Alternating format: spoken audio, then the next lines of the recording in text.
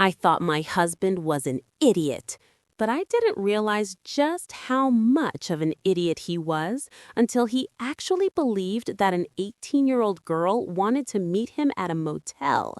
And the best part? The girl was me. Yes, me, his wife, his love of a lifetime, his I don't need anything else, his I trust you with my eyes closed.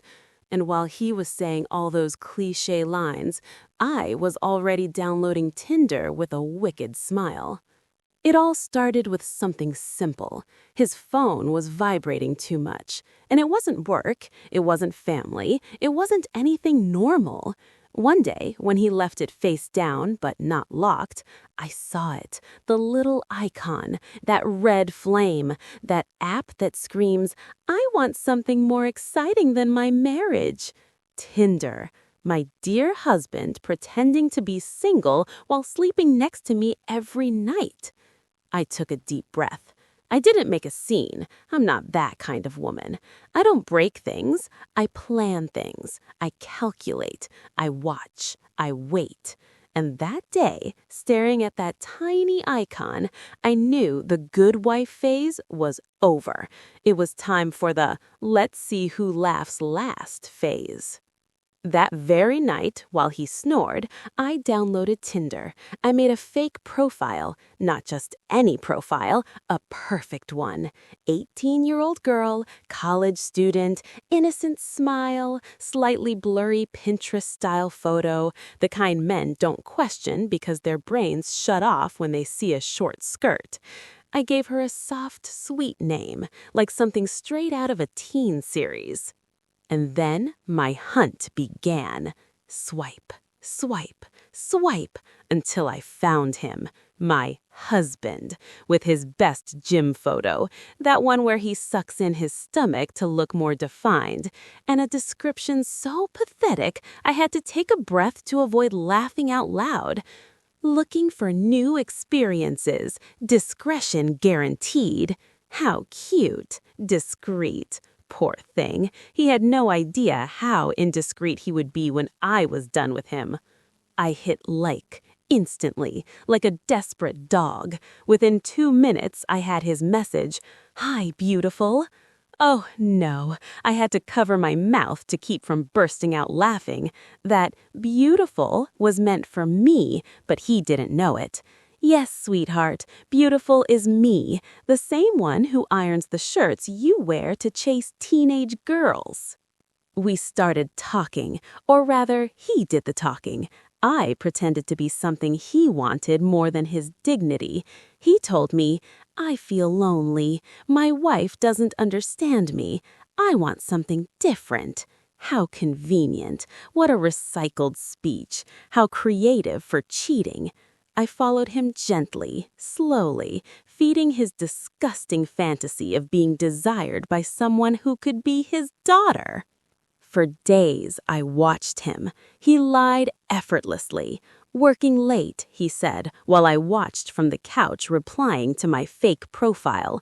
Heading to the gym, he said, while I read, "Wanna meet today? I feel like seeing you." Then the best part came. He wanted to meet her in person, the young girl, me. Lucky for him, I already had everything calculated. I suggested a motel, a cheap one, with that flashing red light outside. He agreed so fast I almost heard the sound of his dignity falling down the stairs. Sure, baby, tell me the time. Baby, to me, my God. When he told me he was going out for a work meeting, I had to turn away so he wouldn't see my smile. That smile signals disaster. That smile that scares.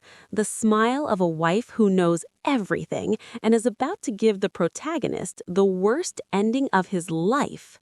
Night came. He got ready more than he does for our anniversary. New shirt, expensive cologne, hair gel.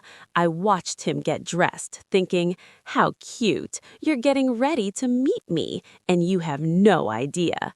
Before he left, he said, don't wait up, I'll be back late. Yes, my love, come back late, come back destroyed, come back exposed to the whole world. When he closed the door, I already had my phone ready. I wasn't going to let this show be just for me. No, sir. This material was gold, and it was going to go viral because it was too perfect, too humiliating. I left before him, pulled on a hooded jacket, arrived at the motel, and hid near the door. I knew exactly what time he would arrive because I had given it to him myself from my fake account. And when his car turned the corner, I felt that wild thrill, the one that comes with revenge served on a fiery platter. He got out of his car with a ridiculous grin, looking at his phone expecting a message from the 18-year-old girl. He shook his shirt to look younger, more attractive, more idiotic. He walked toward the motel door like he was entering the Roman Colosseum. And there, just before he entered, I stepped forward. Looking for someone?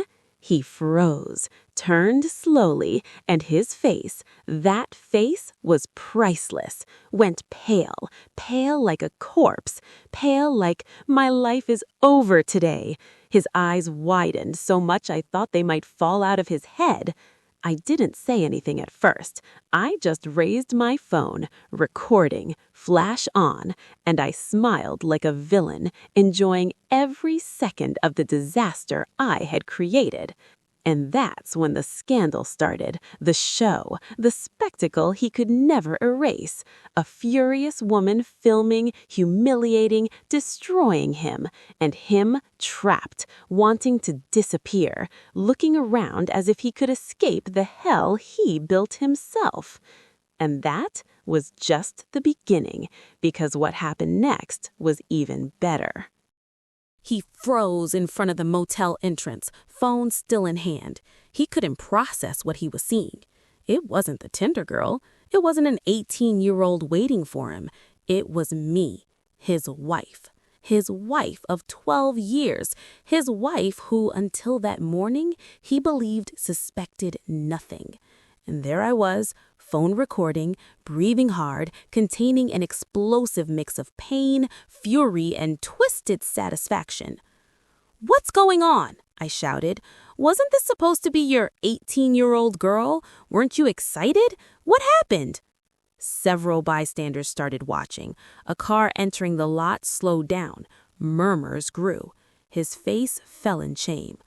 "Please, listen," he stammered. "It's not what you think." "Not what I think," I laughed. "I had been talking to you for a whole week. Let me see if this rings a bell. What a beautiful smile you have. I love young girls. My wife is so distracted she doesn't notice a thing." I repeated each line. He didn't know where to hide.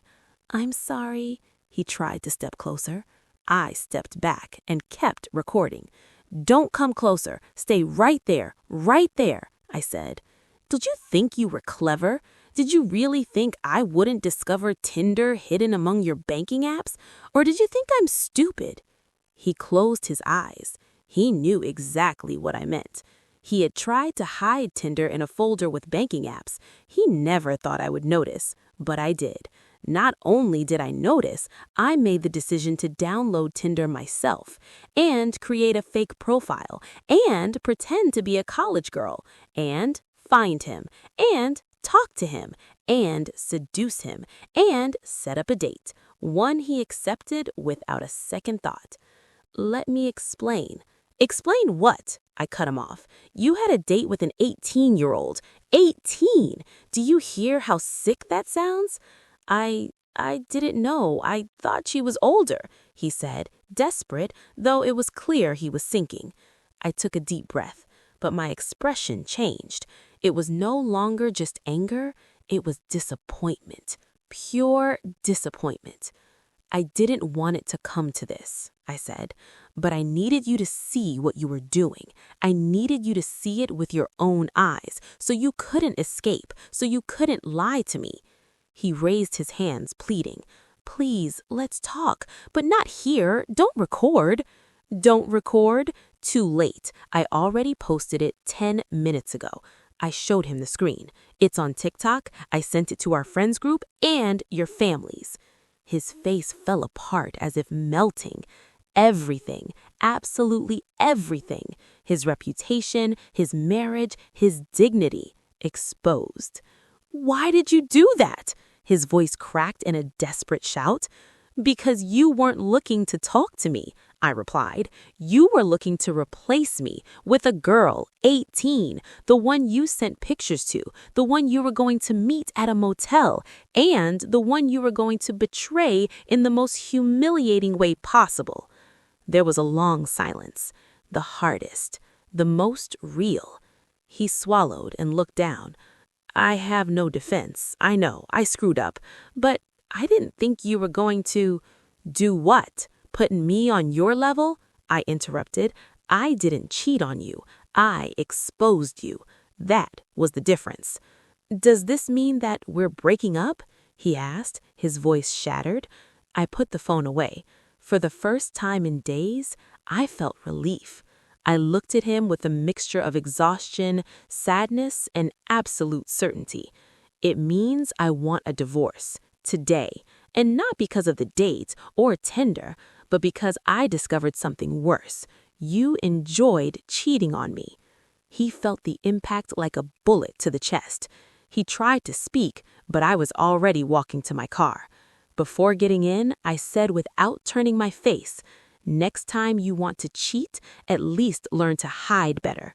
I closed the door, started the engine, and drove away. He was left standing there, alone at the motel entrance, surrounded by murmurs, cell phone cameras, and utterly humiliated.